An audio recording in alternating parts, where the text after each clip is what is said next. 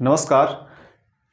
इस वीडियो में हम आपको भारतीय संविधान का अनुच्छेद 76 उस पर चर्चा करेंगे।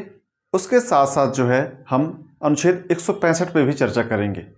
जब हम भारतीय संविधान के अनुच्छेद 76 पढ़ते हैं और 165 पढ़ेंगे तो देखेंगे कि बहुत सारी समानताएं हैं उसमें, है ना।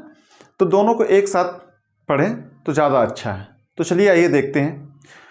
ये जो बोर्ड में लिखा हुआ है ये जो है वेयर एक्ट की भाषा है, जो हूबहू हमने उतार दिया है यहाँ। तो चलिए आइए देखते हैं। अनुच्छेद 76 भारत का महान्यायवादी, ठीक है। अनुच्छेद 76। अब ये होते कौन हैं भारत के महान्यायवादी, या किसे कहते हैं भारत के महान्यायवादी?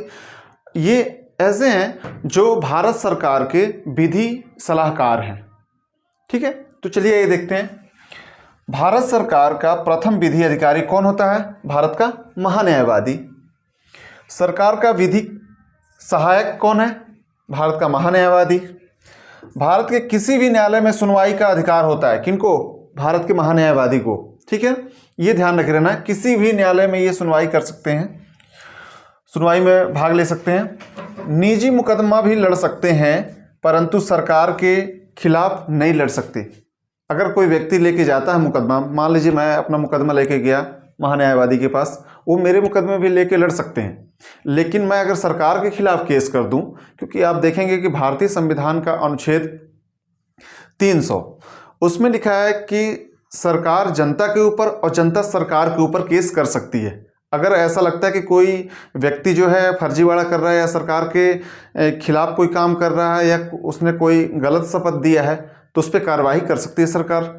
और सरकार बहुत सारे आप देखे होंगे कि ऐसे भी होता है कि जो जनता है वो सरकार के खिलाफ केस कर देती है।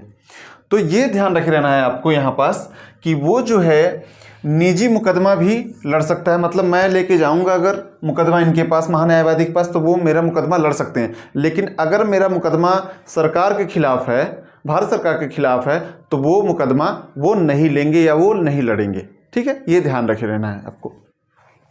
वेतन इनको नहीं मिलता लेकिन भत्ते इनको मिलते हैं, ये ध्यान रखे रहना है, ठीक है। तो अब वेतन से ज़्यादा तो इनके भत्ते ही हो जाते हैं, ठीक है। ये ध्यान रखे रहना। यह किसी भी सदन में भाग ले सकता है परंतु वोट नहीं देंगे ये, ठीक है ना। लोकसभा राज्यसभा में किसी भी सदन में वो भाग ले सकते हैं, वहाँ पास बैठ सकते हैं, बोल सकते हैं, ठीक है। लेकिन जब वहाँ पास वोटिंग होती है तो फिर वो वोट नहीं देते। क्यों? क्योंकि वो सदन का हिस्सा ही नहीं है, ना लोकसभा के सदस्य हैं ना राज्यसभा के सदस्य हैं, तो वो नहीं वोट देंगे। ये ध्यान रख लेना।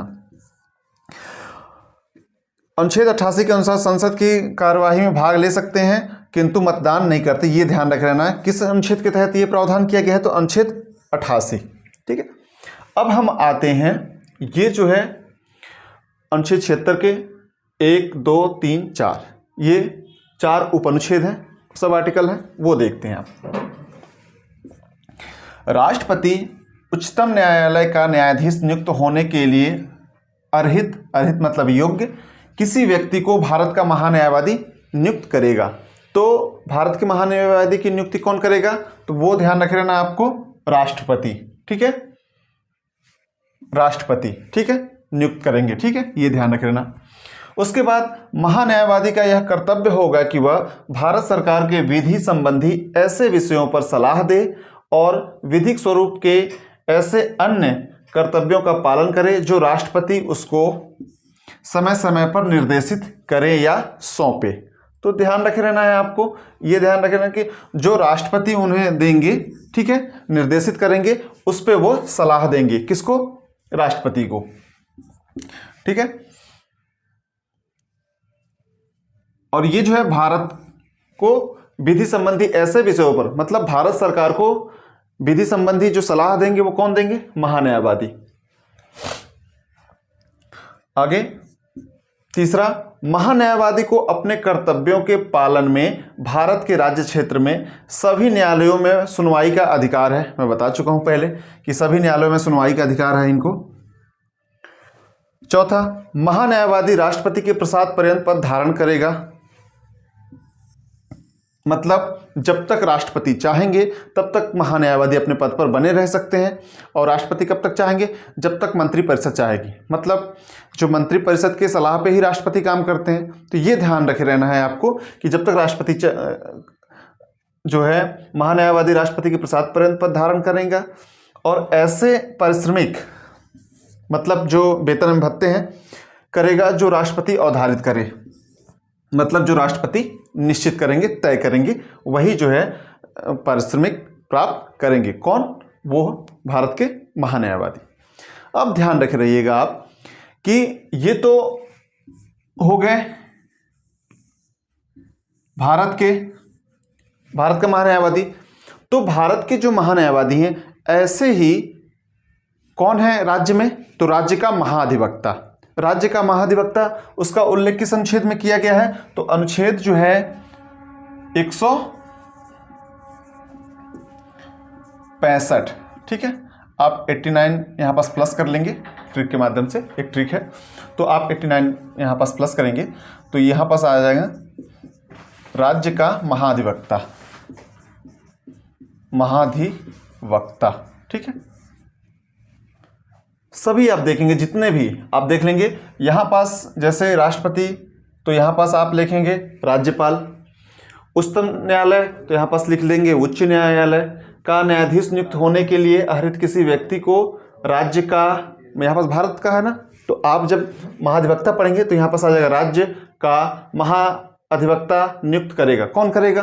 तो ये राज्यपाल। ठीक है, तो ये ध्यान रखे रहना, सब जो है ऐसे ही रहेंगे, लेकिन जहां पास राष्ट्रपति होंगे वहां पास क्या आ जाएगा? राज्यपाल।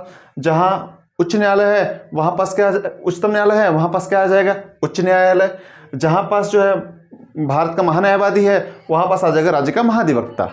तो ये ध्यान रखे रहना है आपको कि बहुत ज़्यादा इसमें अंतर नहीं दिखता है। ठीक है, तो इसलिए जब भी आप अनुच्छेद 76 को पढ़ें उसके साथ साथ आप अनुच्छेद 165 को भी पढ़ें। तो जब नोट्स बनाएं तो ये ध्यान रख लेना कि महान्यायवादी का आप नोट्स बना लीजिए और वहीं पास जो है बस आप महाधिवक्ता के अनुच्छेद को लिख लीजिए। तो ये दोनों ध्यान रहेगा आपको। ठीक है, जहां जहां आपको दिखेगा राष्ट्रपति है वहां पास राज्यपाल कर दीजिएगा, जहां उच्चतम न्यायालय दिखेगा वहां पास उच्च न्यायालय कर दीजिएगा, जहां पास आपको महान्यायवादी दिखेंगे वहां पास आप राज्य का महाधिवक्ता लिख दीजिएगा, बस। तो कोई अंतर नहीं है, ये ध्यान रख लेना है आपको। तो इस वीडियो में सिर्फ इतना ही। धन्यवाद।